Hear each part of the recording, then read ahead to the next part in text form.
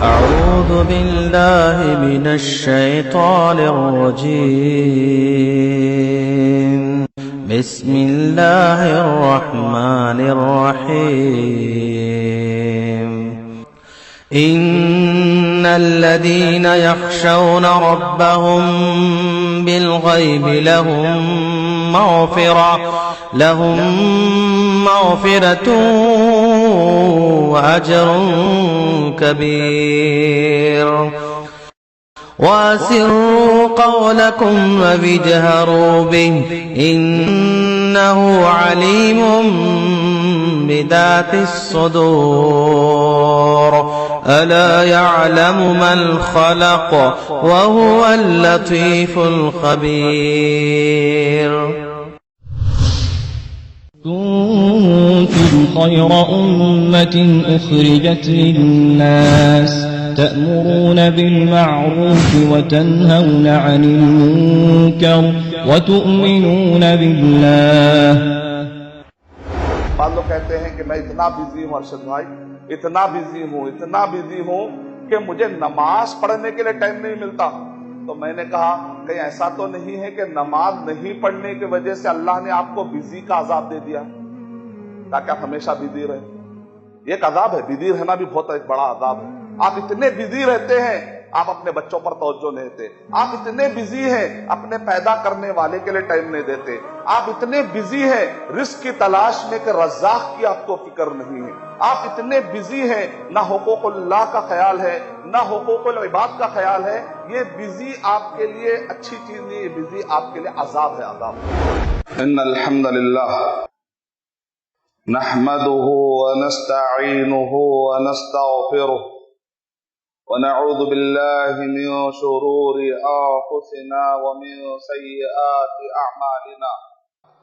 من يهده الله فلا مضل له ومن يضلل فلا هادي له. وأشهد أن لا إله إلا الله وحده لا شريك له وأشهد أن محمدا عبده ورسوله. أما بعد فإن خير الحديث كتاب الله وخير الهدي هدي محمد صلى الله عليه وسلم وشر الأمور محدثاتها وكل محدثة بدعة وكل بدعة ضلالة وكل ضلالة في النار. فأعوذ بالله من الشيطان الرجيم. بسم الله الرحمن الرحيم. يا أيها الذين آمنوا اتقوا الله حق تقاته ولا تموتن إلا وأنتم مسلمون. يا أيها الناس اتقوا ربكم الذي خلقكم من نفس واحدة وخلق منها زوجها وبث منهما رجالا كثيرا ونساء واتقوا الله الذي تساءلون به والأرحام إن الله كان عليكم رقيبا.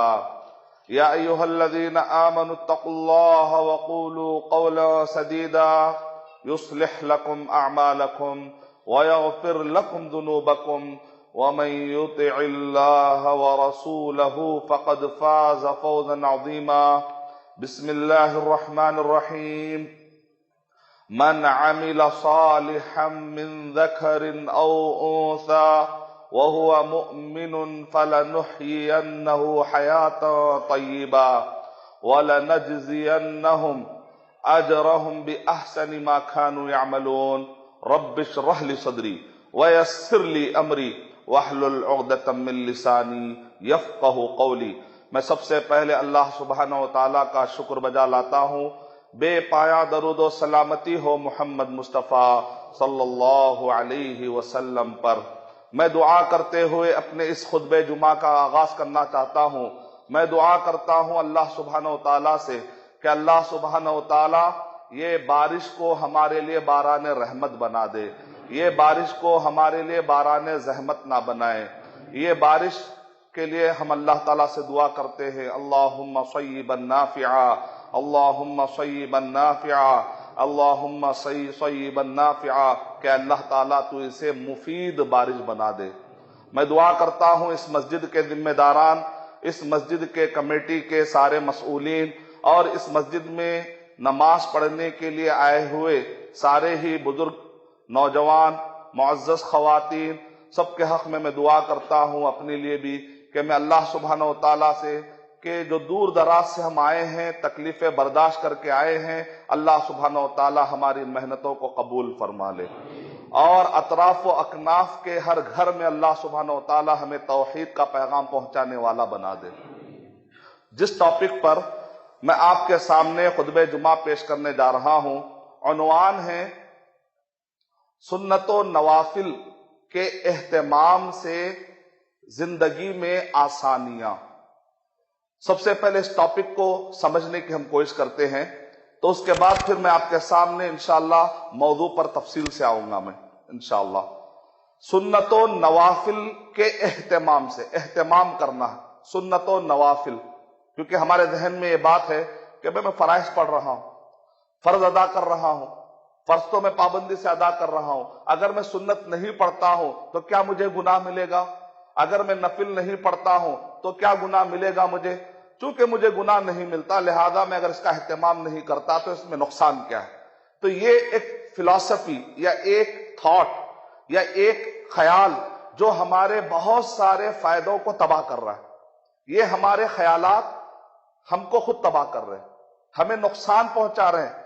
زندگی میں آسانیاں، میں نے دنیاوی زندگی نہیں کہا، آخرت والی زندگی نہیں، زندگی یعنی کہ دنیا میں بھی اور آخرت میں بھی، کیونکہ انسان کی زندگی، ایک مسلمان جب زندگی کے بارے میں سوچتا ہے تو صرف اس دنیاوی زندگی کے بارے میں نہیں سوچتا۔ ایک انسان جب پڑھتا ہے قرآن مجید تو قرآن مجید کا پڑھنے والا یہ تصور لے کر نکلتا ہے کہ میرے زندگی کے دو حصے ہیں، ایک مرنے سے پہلے اور دوسرا حصہ مرنے کے بعد، یہ ہے میری پوری زندگی۔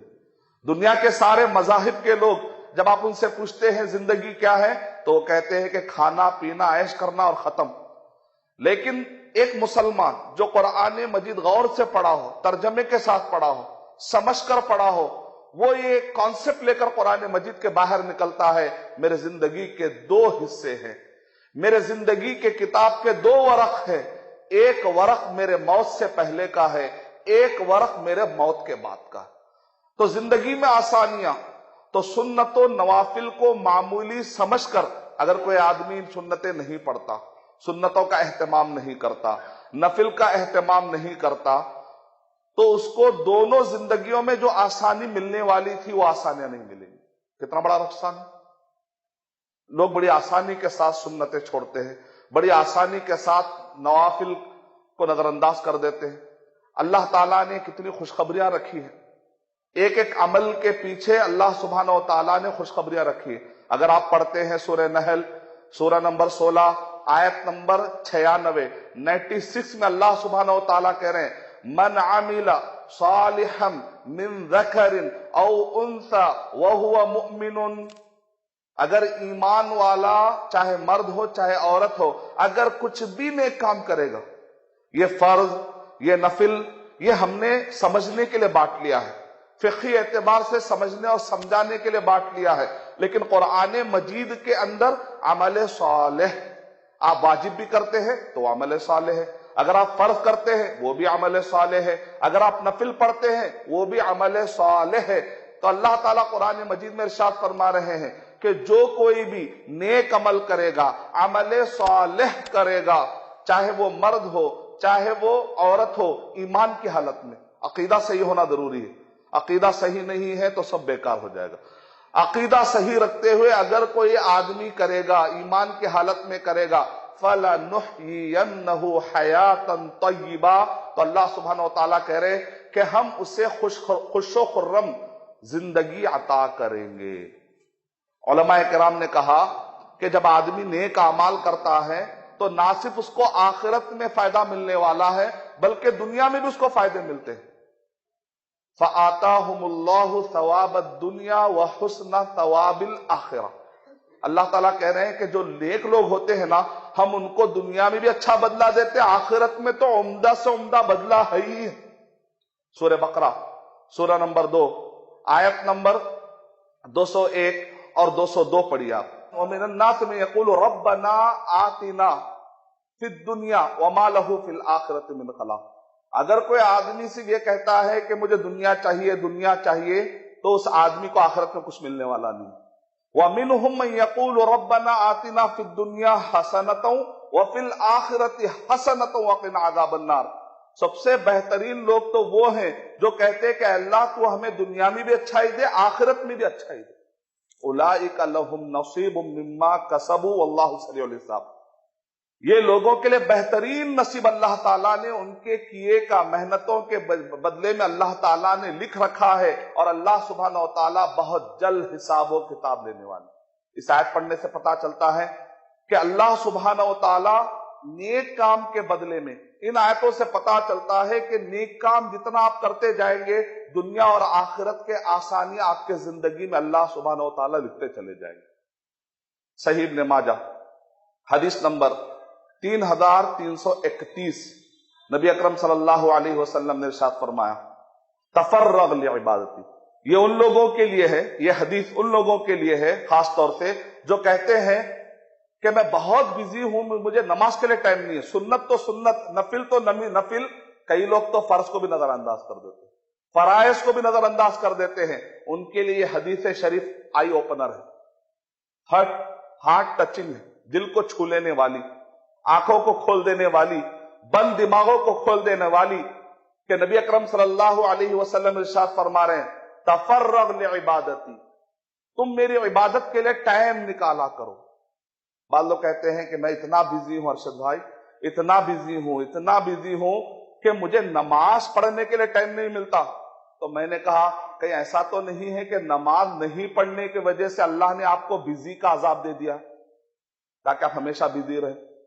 یہ ایک عذاب ہے، بزی رہنا بھی بہت ایک بڑا عذاب ہے۔ آپ اتنے بزی رہتے ہیں، آپ اپنے بچوں پر توجہ نہیں دیتے، آپ اتنے بزی ہیں اپنے پیدا کرنے والے کے لیے ٹائم نہیں دیتے، آپ اتنے بزی ہیں رزق کی تلاش میں کہ رزاق کی آپ کو فکر نہیں ہے، آپ اتنے بزی ہیں نہ حقوق اللہ کا خیال ہے نہ حقوق العباد کا خیال ہے۔ یہ بزی آپ کے لیے اچھی چیز نہیں، یہ بزی آپ کے لیے عذاب ہے، عذاب۔ حدیث ہے اے میرے بندے تو ٹائم نکالا کر میرے لیے، اگر تو ٹائم نکالے گا تو اللہ سبحانہ تعالیٰ کہہ رہے ہیں، حدیث قدسی ہے، صحیح ابن ماجہ حدیث نمبر 3331، کہ میں عملہ یدئی کا، میں تیرے دل کو تونگری سے بھر دوں گا اور تیرے ہاتھ کو میں غنا سے بھر دوں گا۔ اور اگر ولا تباعدنی یا ولا تباعدنی، اے میرے بندے تو مجھ سے دور مت بھاگ، اگر تو مجھ سے دور بھاگے گا نا تو تیرے دل کے اندر میں فقر و فاقہ بھر دوں گا، وَيَدَيْكَ شُغْلًا، اور تیرے ہاتھوں کو بزی کر دوں گا، بزی کا عذاب دے دوں گا۔ تو اتنا بزی ہو جائے گا، ٹینشن تیری زندگی خراب ہو جائے گی اس بزی میں۔ اتنا بزی ہونا بھی اچھی چیز نہیں۔ یعنی مطلب یہ نکلا کہ جب بھی ہم عمل کرتے ہیں، نیک کام کرتے ہیں، تو آخرت میں تو فائدہ ملنے والا ہی ہے انشاءاللہ، دنیا میں بھی فائدے ملتے ہیں۔ نبی اکرم صلی اللہ علیہ وسلم نے ارشاد فرمایا تابعوا بین الحج والعمرہ فإنہما ينفیان الفقر والذنوب کما تنفی الکیر الخبث من الحدید۔ اگر تم کو اللہ تعالیٰ موقع دیتا ہے تو حج اور عمرے نفل پر نفل کیا کرو، یہ دونوں تمہارے زندگی سے گناہوں کو اور فقر و فاقے کو، غربت کو ایسے دور کر دیں گے کہ جس طریقے سے لوہے کو جب گرم کیا جاتا ہے تو اس کی گندگی دور ہو جاتی ہے، بالکل اسی طریقے سے تمہارے زندگی سے گناہ اور تمہارے زندگی سے فقر و فاقے کو اللہ سبحانہ و تعالیٰ دور کر دے۔ ان احادیث سے کیا پتا چل رہا ہے؟ آخرت کے تو فائدے ہے ہی ہیں، دنیا میں بھی بہت سارے فائدے ملتے ہیں۔ اور ہمارے بہت سارے بھائی ہیں عشاء کی نماز پڑھ لیے، وتر کی نماز نہیں پڑھتے۔ آپ جانتے ہیں وتر کی نماز میں کتنی بڑی دعا چھوڑ کے جا رہے ہیں، کتنی بڑی دعا چھوڑ کر جا رہے ہیں۔ فجر کی 2 رکعتیں اور وتر کی نماز نبی اکرم صلی اللہ علیہ وسلم سفر میں بھی نہیں چھوڑتے تھے۔ شیخ بن باز رحمت اللہ علیہ نے یہ کہا کہ نبی اکرم صلی اللہ علیہ وسلم سب سے زیادہ نفلوں میں اور سنتوں میں خیال رکھتے تھے، خاص طور سے احادیث اس بارے میں ڈائریکٹ، کہ فجر کی 2 رکعت اور اسی طریقے سے وتر کی نماز۔ کیا ہے وتر کی نماز میں؟ آپ جانتے ہیں راز ہے، زندگی کے کامیابی کا راز چھپا ہوا۔ آپ کیا دعا کرتے ہیں؟ اللہم اہدنی فیمن ہدیت وعافنی فیمن عافیت وتولنی فیمن تولیت وَبَارِكْ لِي فِي مَا أَعْطَيْتَ وَقِنِي شَرَّ مَا قَضَيْتَ، اس پہ غور کریے آپ، وَقِنِي شَرَّ مَا قَضَيْتَ، کہ اللہ جو تو نے برا فیصلہ کیا ہے، میرے تقدیر میں اگر کچھ فیصلہ برا کیا گیا ہے اور کچھ برے حالات آنے والے، ہو سکتا بڑی بیماری آنے والی ہوگی، ہو سکتا بہت بڑا حملہ آپ پر ہونے والا ہوگا، ہو سکتا بہت بڑا کیس آپ پر بک ہونے والا ہوگا، آنے والے دن میں پتہ نہیں، ہو سکتا بہت بڑا حادثہ ہونے والا ہوگا، ہو سکتا ہے کہ بہت خطرناک طریقے سے اس رات میں کوئی آپ کے خلاف سازش کر رہا ہوگا۔ وَقِنِي شَرَّ مَا قَضَيْتَ، اے اللہ اگر کوئی یہاں پر برا فیصلہ ہونے والا ہے میں اس سے پناہ مانگتا ہوں۔ تصور کریے کہ اگر آپ سونے سے پہلے یہ دعا پڑھ کے سوتے ہیں اور یہ دعا اگر قبول ہو جاتی ہے تو رات میں ہونے والی اور اگلے دن میں آنے والی ساری مصیبتوں سے بچیں گے کہ نہیں بچیں گے؟ انشاءاللہ بڑے بڑے کورسز اٹینڈ کیے جا رہے ہیں، پرسنالٹی ڈیولپمنٹ کے نام پر، اسٹریس مینجمنٹ کے نام پر، how to control your anger کے نام پر 1-1 لاکھ روپے لوگ دے رہے ہیں، 2-2 لاکھ روپے لوگ لے رہے ہیں، لیکن سنت و نوافل کے اندر وہ فائدے ہیں جو آپ کو بڑے بڑے کورسز کے اندر وہ پوائنٹس نہیں مل سکتے۔ اللہ اور اس کے رسول صلی اللہ علیہ وسلم کے تعلیمات کو فالو کرنے میں آپ کی زندگی میں جو آسانیاں آ سکتی ہیں، یہ وہ آج کے دور کے جو کورسز بنائے ہیں لوگوں نے عقل سے سوچ کر، اپنے ذہنوں سے سوچ کر، اس کے اندر وہ سکون نہیں مل سکتا، اس کے اندر وہ کامیابی نہیں مل سکتی۔ یہ کچھ آدھے سارے پوائنٹ دیتے ہیں، آپ اس کو اپلائی کرتے ہیں، کچھ لوگ فلم دیکھتے ہیں، کچھ لوگ پروگرام دیکھتے ہیں، کچھ لوگ ڈاکومنٹری دیکھتے ہیں، یوٹیوب پر کچھ پروگرام دیکھتے ہیں، ورکشاپ اٹینڈ کرتے ہیں، اس کے حساب سے اپنی لائف گزارنا شروع کر دیتے ہیں۔ یہ اکثر کیا ہوتے ہیں؟ ہاف نالج والے ہوتے ہیں۔ قرآن اور صحیح حدیث کی جو نالج ہوتی ہے وہ کمپلیٹ نالج ہوتی ہے۔ انسان جو دماغوں سے سوچ کر آپ کو راستے بتاتے ہیں وہ ہاف نالج ہوتی ہے، اس کے اندر جانے سے ایک آدھ فائدہ ملتا ہے لیکن بعض اوقات ہزاروں نقصانات مل جاتے آپ کو پتہ تک نہیں ہوتا۔ نفل کہتے کس کو؟ عربی زبان میں نفل کہتے ہیں کوئی بھی زائد چیز، فرض کے علاوہ کوئی بھی چیز زائد ہو جائے، کوئی بھی چیز زائد ہو جائے اس کو کہتے ہیں نفل، کیونکہ وہ آپ کے اوپر فرض نہیں ہے لیکن نفل ہے۔ جیسے مثال کے طور پہ ایک ایسا پودا، اس پودے کے پھول پر اگر ایک چھوٹی سی باریک ٹہنی نکلتی ہے تو عرب کے لوگ کہتے ہیں نفل۔ اسی لیے مال غنیمت کو قرآن مجید میں کیا کہا گیا؟ انفال، نفل، کیونکہ اصل مومن کا جو مقصد ہوتا ہے وہ اللہ سبحانہ و تعالیٰ کی راہ میں اسلام کی سربلندی کے لیے نکلتا ہے، لیکن سائیڈ میں اس کو مال غنیمت مل جاتا ہے، اصل اس کا مقصد مال غنیمت نہیں ہوتا۔ تو نفل کا مطلب یہ ہوتا ہے کہ جو آپ فرض نمازیں جو پڑھتے ہیں یا فرض کام جو بھی آپ کرتے ہیں اس کے علاوہ جو کچھ بھی ہوتا ہے اس کو نفل کہتے ہیں۔ امام بخاری رحمت اللہ علیہ کے صحیح بخاری کے مطابق فرض کے علاوہ ما عدا الفرض فہو نفل، جو بھی فرض کے علاوہ ہے وہ نفل ہے، چاہے وہ سنت مؤکدہ ہو چاہے سنت غیر مؤکدہ ہو۔ سنت مؤکدہ جو ہم 12 رکعت پڑھتے ہیں دن اور رات میں، ظہر کی فرض نماز سے پہلے 4، کیا حدیث شریف ہے؟ ترمذی حدیث نمبر 414، من ثابر علی 12 رکعتا 4 رکعات قبل الظہر ورکعتین بعدها ورکعتین بعد المغرب ورکعتین بعد العشاء ورکعتین قبل الفجر، کہ نبی اکرم صلی اللہ علیہ وسلم نے ارشاد فرمایا جو کوئی ان 12 سنتوں کا اہتمام کرے گا، 4 رکعت ظہر سے پہلے، 2 رکعت ظہر کی فرض کی نماز کے بعد، ظہر کی فرض کے نماز سے پہلے 4 رکعت، ظہر کی فرض کی نماز کے بعد 2 رکعت، مغرب کی فرض نماز کے بعد 2 رکعت، عشاء کی فرض نماز کے بعد 2 رکعت اور فجر کی فرض نماز سے پہلے 2 رکعت۔ اگر کوئی ان 12 سنتوں کا، 12 سنت والی رکعتوں کا اہتمام کرے گا، من ثابر علی 12 رکعت من السنہ، اس کو سنت کہا جاتا ہے۔ یہ سنت کے اعتبار سے بن اللہ لہ بیتا فی الجنہ، اللہ سبحانہ و تعالیٰ جنت میں اس کے لیے گھر بنا دیں گے۔ دونوں زندگیوں میں آسانی، نمازیں پڑھیں گا، کوئی بھی نیک کام کرے گا، یا تو اس کو یہاں آسانی ملے گی یا تو اس کو مرنے کے بعد والی زندگی میں آسانی ملے گی۔ نفل کا معنی ہوتا ہے جو بھی فرض کے علاوہ، چاہے وہ سنت مؤکدہ ہو چاہے وہ سنت غیر مؤکدہ، اس کے علاوہ جو بھی آپ نفل نماز پڑھتے ہو سنت غیر مؤکدہ۔ اور نفل جب میں کہہ رہا ہوں سنت و نوافل کا اہتمام، میں اگر نفل کا ورڈ استعمال کر رہا ہوں تو صرف نماز کے نفلوں کو دماغ میں مت لائیے، چاہے روزوں کے نفل کی بات، چاہے وہ صدقے کے اندر نفل کی بات ہو، چاہے وہ حج و عمرہ کے نفل کی بات ہو، بلکہ زندگی کے اندر جو کچھ بھی آپ صبح اور شام کے اذکار پڑھ رہے ہیں۔ ایک آدمی کہتا ہے صبح اور شام کے اذکار فرض تو نہیں ہے نا، اسلام کے 5 ارکان نہیں ہے نا، میں کیوں پڑھوں؟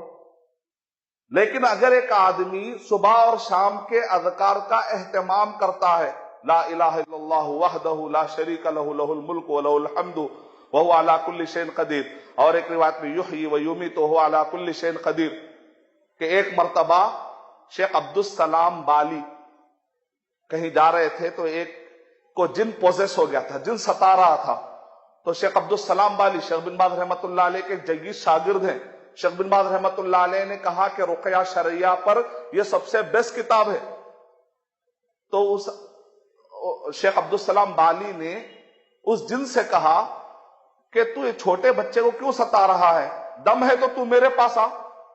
تو اس نے کہا کہ نہیں، میں تیرے پاس نہیں آ سکتا، میں آپ کے پاس نہیں آ سکتا۔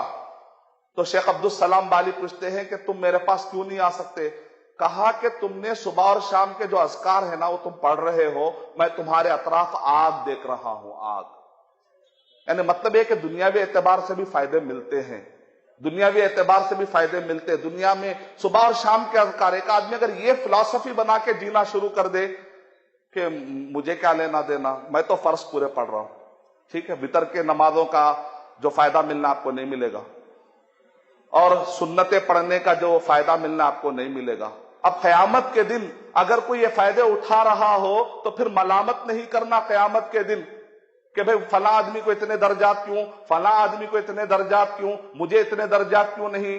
اگر زندگی کے اندر خوشحالی نہیں ہے تو پھر شکایت نہیں کرنا، کیونکہ حدیث کتنی پیاری حدیث ہے جو آج کی مرکزی حدیث ہے جو میں آپ کو سنانے جا رہا ہوں، صحیح بخاری حدیث نمبر 6502، ابن مسعود رضی اللہ تعالیٰ اور روایت کرتے ہیں کہ رضی اللہ عن ابی ہریرہ رضی اللہ تعالیٰ عنہ، ابو ہریرہ رضی اللہ تعالیٰ عنہ روایت کر رہے ہیں، قال قال رسول اللہ صلی اللہ علیہ وسلم ان اللہ قال من عادى لی ولیا، اگر کوئی میرے ولی سے دشمنی کرے گا، فقد آذنتہ بالحرب، تو میں اس سے جنگ کا اعلان کر دیتا ہوں۔ ما تقرب الی عبدی بشیء احب الی مما افترضت علیہ، فرض نمازوں سے بڑھ کر کوئی اور راستہ نہیں ہے میرے قریب ہونے کا۔ اللہ سبحانہ تعالیٰ کہہ رہے ہیں اگر کوئی بندہ مجھ سے قریب ہونا چاہتا ہے تو پہلے فرائض ادا کر، فرائض ادا کرے گا ہی تو میرے قریب ہوگا، ورنہ وہ دور ہو جائے گا مجھ سے۔ اس کے بعد وما یزال العبد یتقرب الی بالنوافل حتی احبہ، فرائض ادا کرنے کے بعد بندہ اگر نفل کام کرتا ہے، وہ نفل کام عبادات میں بھی ہو سکتے ہیں، نمازوں کا نفل، روزوں کا نفل، زکوٰۃ، صدقات اور خیرات میں نفل، قربانی کے اندر نفل، مسجد بنانے کے اندر نفل، والنٹیئر کہیں بن رہے ہیں آپ، کہیں ہینڈل بانٹ رہے ہیں، کوئی مسجد بن رہی ہے، ہاں بھائی میرے پاس تو 1000 روپے ہے، میری استطاعت ہوگی، میرا فرض ادا ہو گیا، نہیں۔ اگر آپ کے موبائل میں اتنے نمبر ہے کہ اگر آپ کے بولنے کی وجہ سے پیدا ہو سکتا ہے، ایک 10-12 لوگوں کو بولیے، آپ کے دماغ میں آتا ہے نہیں مجھ پر فرض تھا، میرے پاس 1000 روپے تھے، میں نے تو فرض ادا کر دیا، آپ نے فرض ادا کیا، نفل کب ادا کریں گے؟ آپ فون لگائیے، میں فون لگاؤں گا تو لوگ بولیں گے بھائی تم چندہ مانگ رہے ہو، تو لوگ میرا مذاق اڑائیں گے، اڑانے دیجیے، اللہ کے خاطر آپ کی عزت جاتی ہے تو برا کیا ہے؟ اللہ کی راہ میں آپ کو عزت جانا پسند ہے، اس کا ثواب ملے گا۔ آپ فون لگائیے، بولیے کہ مسجد عباد الرحمان فلاں مسجد اہل حدیث کے لیے اتنے پیسوں کی ضرورت ہے۔ اگر آپ کے بولنے سے کسی کے ذہن بنتا ہے، اگر وہ پیسہ لگاتا ہے تو آپ کو ثواب ملے گا۔ نفل کام کرنے کی عادت ڈالیے، والنٹیئر بنیے اسلام کے لیے۔ کئی بڑا پروگرام ہوتا ہے، آپ کہتے ہیں میں والنٹیئر بننے کے لیے ریڈی ہوں، میں ہینڈ بل باندھنے کے لیے تیار ہوں، میں پوسٹر لگانے کے لیے تیار ہوں، میں کیمرہ سنبھالنے کے لیے تیار ہوں، میں مائک ہینڈلنگ پر رہتا ہوں، میں اسٹیج کمیٹی میں رہ جاتا ہوں، میں پارکنگ میں ٹھہرتا ہوں، مجھے پارکنگ میں ٹھہرا دیا گیا۔ اللہ کے دین کے لیے پارکنگ کیا، اگر مجھے ٹوائلٹ مینجمنٹ پہ بھی ٹھہرا دیا جاتا ہے، اللہ ہی کے لیے کر رہا ہوں نا، مجھے اس سے مطلب نہیں کہ کہاں ٹھہرا دیا جائے۔ جہاں پر امیر نے کہا، جہاں پر ذمہ دار نے کہا میں وہاں ٹھہر جاؤں گا، کیونکہ اجر دینے والا تو ایک ہی ہے نا، چاہے میں وہاں ٹھہروں چاہے میں اسٹیج پر. ہو سکتا ہے کہ مجھے اسٹیج پر کوئی نہ دیکھ رہا ہو، لیکن اجر دینے والا اگر مجھے دیکھ رہا ہو تو میرے لیے کافی ہے. اس کو کہتے ہیں نفل سوچ، اس کو کہتے ہیں والنٹریلی سوچ. آدمی کے اندر فرائض کے بعد والنٹریلی کام کرنے کا، نفل کام کرنے کا، آگے بڑھ کر کام کرنے کا اس کے اندر شوق ہونا چاہیے. تو اس کے لیے کیا کیا بہترین فضیلت ہے. دیکھیں، وما يزال العبد يتقرب الي بالنوافل، نفل کام کرتا ہے. غریبوں کی مدد کر دیا، بیواؤں کی مدد کر دیا، پڑوسیوں میں دیکھا کہ کوئی تکلیف میں ہے اس کے پاس اناج دلوا دیا. کسی کو قرض دینا ہو سکتا آپ یہ سمجھتے کہ میرے فرض نہیں ہے، لیکن نفل سمجھ کر چلے بھائی میں اس کو قرض دیتا ہوں، چلو بھائی میں اس کو تحفہ دیتا ہوں، چلو میں اپنی طرف سے اس کے لیے کچھ گفٹ کر دیتا ہوں. ارے یہ آدمی مصیبت میں دکھ رہا ہے، چلو کوئی اچھی نصیحت کر دیتا ہوں. مالی اعتبار سے یا ایک الفاظ کے اعتبار سے اگر آپ کچھ نصیحت کر دیتے، کچھ نہ کچھ نیک کام میں، نفل کام میں آپ لگے ہوئے ہیں. وَمَا يَزَالُ الْعَبْدُ يَتَقَرَّبُ إِلَيَّ بِالنَّوَافِلِ، اگر میرے پاس بندہ قریب ہوتا چلا جاتا ہے، قریب ہوتا چلاتا ہے، جتنے نفل کام کرتا چلا جاتا ہے، حَتَّى أُحِبَّهُ، یہاں تک کہ میں اسے پسند کر لیتا ہوں. فَإِذَا أَحْبَبْتُهُ، جب میں اس کو پسند کر لیتا ہوں، فَكُنْتُ سَمْعَهُ الَّذِي يَسْمَعُ بِهِ، تو میں اس کا کان بن جاتا ہوں. وَبَصَرَهُ الَّذِي يُبْصِرُ بِهِ، میں اس کی نگاہ بن جاتا ہوں جس سے وہ دیکھ رہا ہے. وَيَدَهُ الَّتِي يَبْطِشُ بِهَا، میں اس کا ہاتھ بن جاتا ہوں جس سے کہ وہ پکڑ رہا ہے. وَرِجْلَهُ الَّتِي يَمْشِي بِهَا، میں اس کا پیر بن جاتا ہوں جس سے کہ وہ چل رہا ہے. امام خطابی رحمت اللہ علیہ نے ارشاد فرمایا، فتح الباری جلد نمبر 11 صفحہ نمبر 352، امام خطابی رحمت اللہ علیہ نے ارشاد فرمایا اس حدیث کا مطلب یہ نہیں ہے جیسا کہ جاہلوں نے سمجھا کہ اللہ اور بندہ ایک ہو جاتا. نعوذ باللہ، اللہ اور بندہ ایک نہیں ہو جاتا، خالق الگ مخلوق الگ، دونوں کبھی ملتے نہیں. اس کا مطلب یہ ہے کہ بندہ جب اللہ سبحانہ و تعالیٰ کا محبوب بن جاتا ہے تو وہ اس نگاہ سے اللہ کے نافرمانی والے کام نہیں کرتا، اس ہاتھ سے وہ اللہ کے نافرمانی والے کام نہیں کرتا، اس کان سے وہ اللہ کے نافرمانی والے کام نہیں کرتا، اس پیر سے وہ اللہ سبحانہ و تعالیٰ کے نافرمانی والے کام نہیں کرتا. ابن حجر رحمت اللہ علیہ نے کہا، اور محدثین یہ کہتے ہیں بالحق للحق، وہ حق کے لیے استعمال کرتا ہے، حق کی بنیاد پر استعمال کرتا ہے اپنے جسم کے ان اعضاء کو. یہ مطلب ہے. اس حدیث میں کیا بتایا جا رہا ہے؟ اتنی بڑی فضیلت. جب آپ نفل کام کرتے ہیں، کیا ہینڈل باندھنے کی اتنی بڑی فضیلت ہے؟ کیا پوسٹر لگانے کی اتنی بڑی فضیلت ہے؟ اللہ کے راہ میں نفل خیرات کرنے کی اتنی بڑی فضیلت ہے کہ اللہ سبحانہ و تعالیٰ کہہ رہے ہیں کہ میرا خاص بندہ بن جاتا ہے اور اس کا شمار اولیاء میں ہو جاتا ہے، اولیاء میں ہوتا ہے. ابن تیمیہ رحمت اللہ علیہ فتاوا جلد نمبر 10 صفحہ نمبر 6 میں ارشاد فرما رہے ہیں، یہ حدیث پڑھنے سے پتا چلتا ہے کہ اس کے اندر 2 ولیوں کا ذکر کیا جا رہا ہے. 2 ولیوں کا، ایک ولی ہے مقتصد، دوسرا ولی ہے سابق بالخیرات. ولی مقتصد کس کو کہتے ہیں؟ اولیاء کی 2 قسمیں. اب اس مسجد میں کتنے قسم کے اولیاء ہیں ہم کو دیکھ لینا. اولیاء مقتصد کون ہیں؟ جو صرف فرض نماز پڑھتے چلے جاتے، تو آپ بولیں یہ اولیاء مقتصد ہے. مقتصد یعنی کہ اکتفا کر رہے ہیں صرف فرائض پر. ولی ہے، اچھا آدمی، کوئی برا آدمی نہیں، کوئی بری بات نہیں، اچھا آدمی. اگر کوئی آدمی صرف فرض نماز پڑھ رہا ہے، اکثر ہوتا ہے نا، ہم ہمارے مسجدوں میں دیکھتے ہیں فرض پڑھتے لوگ چلے جاتے، سنتوں کا اہتمام نہیں، نفل کا اہتمام نہیں. تو یہ لوگ کون ہیں؟ اولیاء مقتصد ہے، مقتصد. اور دوسرا ہوتا ہے اولیاء سابق بالخیرات. ذرا ان کا مرتبہ اونچا ہے. سابق بالخیر، ہر نیک کام میں آگے بڑھ جانے والے، ان کو کہتے ہیں اولیاء سابق بالخیر. اس کا ذکر قرآن مجید میں ہے. سورہ فاطر سورہ نمبر 35 آیت نمبر 32 میں اللہ سبحانہ و تعالیٰ ارشاد فرما رہے ہیں، ثم اورثنا الکتاب الذین اصطفینا من عبادنا.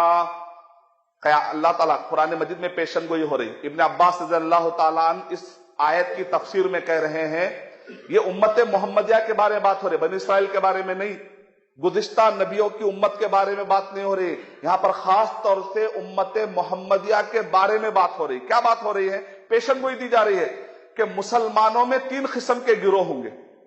مسلمان اللہ تعالیٰ یہ 3 گروہ میں سے سب سے بیسٹ جو گروہ ہے اس میں ہمارا شمار فرما. 3 قسم کے گروہ ہوں گے. ثم اورثنا الکتاب الذین اصطفینا من عبادنا، پھر ہماری کتاب کو چنندہ قوم لے گی. وہ چنندہ قوم کون ہے؟ امت محمدیہ صلی اللہ علیہ وسلم، محمد صلی اللہ علیہ وسلم کی امت، جن کو ہم نے چن لیا ہے.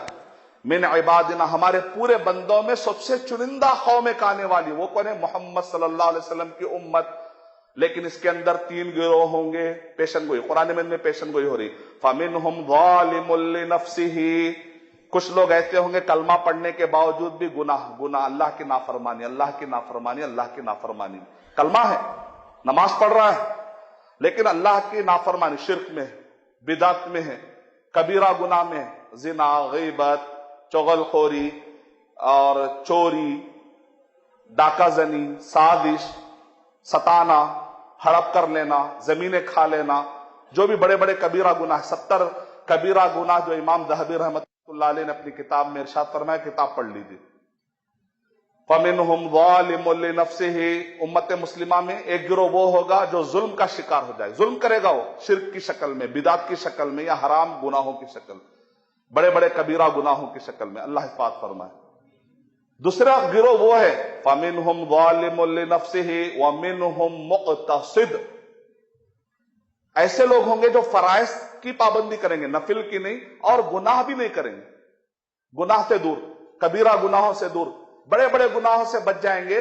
لیکن جب نیک کام کرنے آئیں گے تو صرف کیا کریں گے؟ وہ لوگ فرائض پڑھ کے نکل جاتے ہیں، نفل نہیں. ابن تیمیہ رحمۃ اللہ علیہ تشریح فرما رہی ہے، میری تشریح نہیں ہے، ابن تیمیہ رحمۃ اللہ علیہ کی تشریح.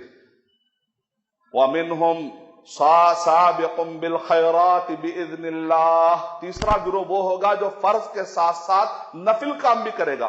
عبادتوں میں نفل، معاملات میں نفل، زندگی کے عام روزمرہ حالات میں نفل کام والنٹریلی بہت سارے آگے بڑھ کر کے نیک کام کرتا ہے. وہ فرض ہے، سنت ہے، نفل ہے، جو بھی اچھا کام ہے، قرآن اور صحیح حدیث سے جو بھی اچھا کام ثابت ہے کرنے کی اس کو فکر ہوتی ہے. یہ ہے اولیاء سابق بالخیرات، ان کا بڑا مرتبہ ہے. ابن تیمیہ رحمۃ اللہ علیہ کہہ رہے ہیں اس حدیث کے پڑھنے سے پتا چلتا ہے کہ اولیاء کی 2 قسمیں ہیں، ایک اولیاء مقتصد، دوسرے اولیاء سابق بالخیرات باذن اللہ، ذالک هو الفضل الکبیر. اللہ سبحانہ و تعالیٰ کہہ رہے ہیں یہ بہت بڑا فضل ہے اگر کسی کو مل جاتا ہے کہ وہ فرض کے ساتھ ایک تو حرام کام سے بچتا ہے، فرائض کا اہتمام کرتا ہے، اور ساتھ ساتھ میں نفل کا بھی اہتمام کر دیتا ہے. آئیے چند میں آپ کو نمازوں کی، کیونکہ ہم جب شروع کرتے ہیں تو اہم فالاہم، زندگی کے ہر شعبے میں نفل کام، زندگی کے ہر شعبے میں نفل کاموں کی بھرمار ہے، لیکن سب سے زیادہ اہم کی میں فہرست دیتا ہوں آپ کو. اگر آپ پڑھتے ہیں ترمذی کے اندر کتاب الصلاۃ اور صحیح مسلم کے اندر بے شمار احادیث ہیں. حدیث نمبر 1162، 63، 64، 65، 66، 85 تک، 85 تک اگر آپ پڑھتے چلے جائیں گے تو نفل، وہاں پر نمازوں کا، نفل روزوں کا کی بھرمار ہے. اور اسی طریقے سے اگر آپ ترمذی اور صحیح مسلم کے اندر کتاب الصلاۃ اور کتاب الصوم کے اندر پڑھتے ہیں تو نفل روزوں اور نفل نمازوں کی جو فہرست سامنے آتی ہے وہ یہ ہے. نفل نمازوں میں آپ کے لیے تہجد کا اہتمام، دن اور رات میں 12 رکعت کا اہتمام. میں نے آپ کو بتا دیا، ظہر سے پہلے 4، ظہر کے بعد 2، مغرب کے بعد 2 رکعت، عشاء کے بعد 2 رکعت، فجر کی فرض نماز سے پہلے 2 رکعت. یہ 12 رکعت جنت میں داخلے کے لیے انشاءاللہ ذریعہ بن جائے. وتر کا اہتمام، چاشت کی نماز کا اہتمام. نبی اکرم صلی اللہ علیہ وسلم نے ارشاد فرمایا، ابن آدم ارکع لی 4 رکعات فی اولہ، اگر تم دن کے پہلے حصے میں 4 رکعت کا خیال کر لو گے تو اللہ سبحانہ و تعالیٰ کہہ رہے ہیں میں تیرے لیے کافی ہو جاؤں گا دن کے آخری حصے تک. ہمارے بہت سارے لوگ پریشان ہوتے ہیں، صبح میں میری پیشی ہے، صبح میں مجھے جج کے پاس جانا ہے، صبح میں مجھے پولیس اسٹیشن جانا ہے، صبح میں کل مجھے فلاں سے ملنا ہے، باس سے ملنا ہے، پتہ نہیں میری نوکری رہتی نہیں رہتی، پریشان رہتے، نہ تہجد پڑھتے. تہجد پڑھیں گے تو دعا قبول ہوتی. اللہ سبحانہ و تعالیٰ دنیاوی آسمان سے ندا لگاتے ہیں کیا کوئی ہے کچھ پوچھنے والا تو میں اس کی مراد پوری کر دوں گا. تہجد نہیں پڑھتے، فرض نہیں پڑھتے، فرض کا اہتمام نہیں کرتے. اگر 4 رکعت چاش کی نماز پڑھ لیں گے یا کم سے کم 2 رکعت چاش کی نماز اگر آپ پڑھ لیں گے، اشراق کے وقت پر سورج نکلتا ہے، نکلنے کے 10 منٹ کے بعد جو ٹائم شروع ہوتا ہے، اگر اس وقت پر کوئی آدمی 2 رکعت پڑھے گا، حج اور عمرے کا ثواب، مکمل حج اور عمرے کا ثواب ملے گا۔ اشراق کی نماز کا خیال کر سکتے ہیں، چاش کی نماز کا خیال کر سکتے ہیں، سجدے شکر کا آپ خیال کر سکتے ہیں۔ اگر آپ وتر کی نماز پڑھیں گے تو وہ دعائیں الگ، نفل اور جو اذکار آپ پڑھتے ہیں اس میں بڑا فائدہ ہے۔ استغفر اللہ استغفر اللہ استغفر اللہ۔ ابن تیمیہ رحمۃ اللہ علیہ کہہ رہے ہیں استغفر اللہ کی مثال ہے صابن کی، اور سبحان اللہ کی مثال ہے عطر کی۔ جب آپ نہاتے ہیں تو صابن لگاتے ہیں تو جسم سے گندگی نکل جاتی ہے، پھر اس کا کپڑے پہن کر پھر عطر لگاتے ہیں۔ آپ استغفر اللہ کہہ رہے ہیں گویا کہ آپ کے زندگی سے پورے گناہ دھل رہے ہیں، اور گناہوں کی وجہ سے آپ کی زندگی میں جو ڈیفیکلٹیز آتے ہیں، تکلیفیں آتے ہیں، پریشانی آتی ہے، جب آپ معافی مانگتے ہیں تو اللہ سبحانہ و تعالی کا غصہ ٹھنڈا ہو جاتا ہے اور آپ کے زندگی میں جو تکلیفیں دور ہو جاتی ہیں۔ تو استغفر اللہ کیا ہے؟ ایک معنی میں آپ کے مشین کے اندر اگر آوازیں آ رہی ہیں تو جیسے آپ آئل ڈالتے ہیں تو آپ کی مشینوں میں آوازیں نہیں آتے، زندگی کے مشینوں میں جب آوازیں زیادہ ہو جائے تو استغفر اللہ کہنا شروع۔ یہ مت کہو کہ یہ فرض نہیں ہے نا، نفل کا اہتمام کریے، فرائض کے ساتھ ساتھ نفل کا اہتمام کریے۔ استغفر اللہ صابون کی طرح ہے، سبحان اللہ عطر کی طرح ہے۔ سبحان اللہ اور الحمدللہ میں فرق ہے۔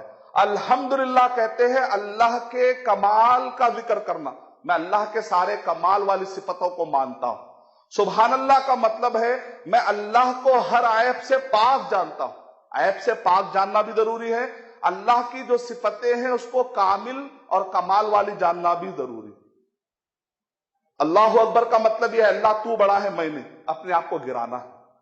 اذکار میں فائدے ہیں، تسبیحات میں فائدے ہیں، سوچ سمجھ کر پڑھیں گے تو زندگی و تسبیح، سبح یسبح کا مطلب کیا ہوتا ہے؟ پانی میں تیرنا۔ کیوں پانی میں تیرنے کے لیے سبح کہا جاتا ہے؟ کیونکہ چلنے کے مقابلے میں تیرنا بہت آسان ہوتا ہے۔ سبح یسبح کا معنی آسانی کر دینا، زندگی کے اندر آسانیاں ہو جائیں گی۔ یہ پڑھنا بھی آسان ہے، اس کے بدلے میں جو آسانیاں ملتی ہیں اس سے متعلق بھی سبح یسبح، آسانیوں کا معنی ہے اس کے اندر۔ اور اللہ سبحانہ و تعالیٰ کی جب آپ عیبوں سے پاک کی تسبیح بیان کرتے ہیں تو اللہ سبحانہ و تعالیٰ بھی آپ کے زندگی سے ڈیفیکلٹیز کو دور کر دیتے ہیں۔ روزوں کی بھی تھوڑی سی تفصیلات آپ کے سامنے رکھ دیتا ہوں۔ کچھ روزے وہ ہیں جس کو ہم کہتے ہیں کہ یہ روزے ہیں سنوی، سال میں ایک مرتبہ آتے ہیں، سال میں۔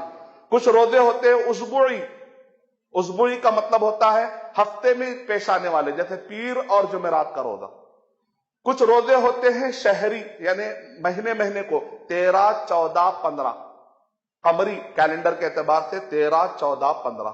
کچھ مہینے ہوتے ہیں سال بھر، کچھ روزے ہوتے ہیں سال بھر کے۔ سال بھر میں بھی 2 ٹائپ کے ہوتے ہیں، کبھی بھی آپ رکھ سکتے ہیں نفلی روزے، لیکن ایک ہوتا ہے ٹائم ٹو ٹائم، دن کے اعتبار سے یوم عرفہ کا روزہ، محرم میں 9ویں تاریخ اور 10ویں تاریخ کے روزے کا اہتمام آپ کرتے ہیں، یا کچھ مدت کا روزہ جیسے شوال کے 6 روزے، یا اسی طریقے سے شعبان کے اندر روزے رکھنے کی کثرت 15 سے پہلے، 1 سے لے کے 15 کے درمیان، محرم میں کثرت سے روزے رکھنا۔ یہ سب نفل روزے اور نفل نمازوں کا ایک چھوٹا سا چارٹ میں نے آپ کے سامنے رکھا۔ اب یہاں پر ایک ابن عثیمین رحمۃ اللہ علیہ کا ایک جملہ بات بتا کر میں اپنی بات ختم کرتا ہوں انشاءاللہ۔ اب یہاں پر دماغ میں سوال اٹھ سکتا ہے، بھائی میں دنیا کے فائدے کے لیے نہیں کر رہا ہوں، یہ تو غلط تعلیمات دی جا رہی، میں تو صرف آخرت میں کامیابی کے لیے کر رہا ہوں، میں یہ نمازیں جو پڑھتا ہوں، میں جو روزے رکھتا ہوں، میں جو بھی نیک کام کر رہا ہوں، عبادتیں، یہ دنیا کے لیے میں نے کرنا نہیں چاہتا، میں تو صرف آخرت کے لیے کرنا چاہتا ہوں۔ تب سوال یہ ہے کہ میرا صحیح نظریہ کیا ہو؟ ابن عثیمین رحمۃ اللہ علیہ نے ارشاد فرمایا اس مسئلے میں 4 درجات ہیں۔ اگر کوئی آدمی یہ کہتا ہے کہ میں دینی کام دنیا کے لیے کروں گا، گنہگار ہو جائے گا۔ دینی کام میں صرف دنیا کے لیے ہی کروں گا۔ بعض لوگ دین کا کام کرتے ہیں، مقصد اگر دل میں یہ ہے تاکہ مجھے شہرت مل جائے، تاکہ مجھے کوئی اچھا عہدہ مل جائے، اگر میں اچھا ڈگری پالوں گا تو لوگ آ کر کہیں گے فلاں عالم ہے، یہ زبردست متقی آدمی ہے، اس کو بڑا عہدہ دے دیا جائے۔ اگر کوئی دین کے راستے سے دنیا کمانے کے مقصد سے نکلتا ہے، بڑا گنہگار ہو گیا۔ دوسرا شخص وہ ہے کہ جس کے پاس غلبہ، وہ کہتا غالب تو غلبہ تو آخرت کے لیے ہے بھائی، لیکن کچھ اگر سائڈ میں دین دنیا کا بھی فائدہ ہو جاتا ہے تو بھی اچھا ہے. یہ بھی آدمی غلط، تھوڑا بھی دنیا کے فائدے کے لیے نہیں سوچنا. مقصد نہیں بنا، مقصد صرف آخرت ہونا، مقصد صرف اللہ کو خوش کرنا ہے، مقصد صرف جنت کا حصول کرنا اللہ کو خوش کرتے ہوئے. دنیا کمانے کے لیے مقصد ہی نہیں بتانا ہے. پہلا آدمی جو دین کا کام کرتا ہے لیکن مقصد دنیا کا بناتا ہے وہ بھی غلط. دوسرا آدمی وہ ہے غالب میکزیمم اس کا ارادہ آخرت کا ہی ہے لیکن کچھ 10% اگر دنیا کا فائدہ مل جاتا ہے تو اچھی بات ہے، یہ بھی آدمی غلط. تیسرا آدمی وہ ہے 50-50، دنیا اور آخرت دونوں بھی مل جاتی ہے تو اچھا ہے، یہ بھی آدمی غلط. پھر صحیح کون ہے؟ چوتھا آدمی جو کہتا ہے یہ تو سارے کام میں اللہ ہی کے لیے کر رہا ہوں. ہاں، جو سائڈ میں فائدے اللہ سبحانہ و تعالیٰ نے دینے کا وعدہ کیا وہ خود بخود ہوں گے، مجھے بولنے کی کیا ضرورت ہے کہ اللہ تعالیٰ اپنے وعدے میں سچا نہیں.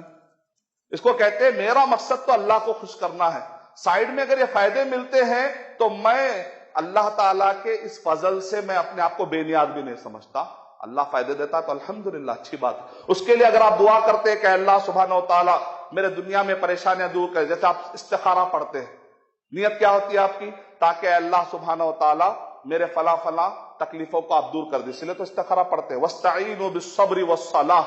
اگر کوئی آدمی ان نمازوں کے ذریعے سے مدد لیتا ہے اللہ کی اور یہ کہتا ہے اللہ تو میرے فلاں مصیبتیں دور کر دے، نماز کے بعد یا 2 رکعت نماز پڑھنے کے بعد وہ دعا کرتا ہے کہ اللہ میرے تکلیفیں دور کر دے، تو اس کے لیے الگ سے دعا مانگتا ہے. عبادت تو اللہ کے لیے کر دیا، اس کے لیے پھر الگ سے دعا مانگ لیتا ہے تو آسان. اسی عبادت کو بنیاد بناتا ہے کہ دنیا میں کچھ فائدہ ہو جاتا ہے، جیسے ہی دیکھتا ہے کہ فائدہ ہونا شروع ہو جاتا ہے پھر نمازوں کو چھوڑ دیتا ہے. کیوں؟ فائدے کے لیے نماز پڑھا تھا، نماز ہو گئی، اب فائدہ ختم ہو گیا، اب پڑھنے کی کیا ضرورت ہے. تو سوچ بدل جاتی ہے. آدمی کی سوچ ہوتی ہے ان صلاتی و نسکی و محیایا و مماتی للہ رب العالمین. تو ہمارا مقصد صرف اللہ سبحانہ و تعالیٰ کو خوش کرنے کے لیے اور جنت کے حاصل کرنے کے لیے. اگر مشروع اعتبار سے جس کو اللہ سبحانہ و تعالیٰ نے قرآن اور صحیح حدیث میں جو بتا دیا گیا کہ یہ کرنے سے یہ فائدہ ہوگا، یہ کرنے سے فائدہ ہوگا، اگر وہ شرعی اعتبار سے جائز ہے، اگر اس کو وہ استعمال کرتا ہے مشروع سمجھتے ہوئے تو وہ ایک الگ چیز ہے. عبادت کا مقصد الگ چیز ہے، اس کے لیے آپ کو الگ سے دعا مانگنی پڑتی ہے. اس کی دلیل آنے والی اسی حدیث کا ٹکڑا کیا ہے؟ جب بندہ نفل کام کرتا چلا جاتا ہے تو میرے قریب ہو جاتا ہے، میرے قریب ہو جاتا ہے. کتنا قریب ہو جاتا ہے؟ یہاں تک کہ میں اس کا کان بن جاتا ہوں، یہاں تک کہ میں اس کا پیر بن جاتا ہوں، اس کا ہاتھ بن جاتا ہوں، اس کی نگاہ بن جاتا ہوں. حدیث. اس کے آگے کیا ہے؟ وَلَئِن سَأَلَنِي لَأُعْطِيَنَّهُ.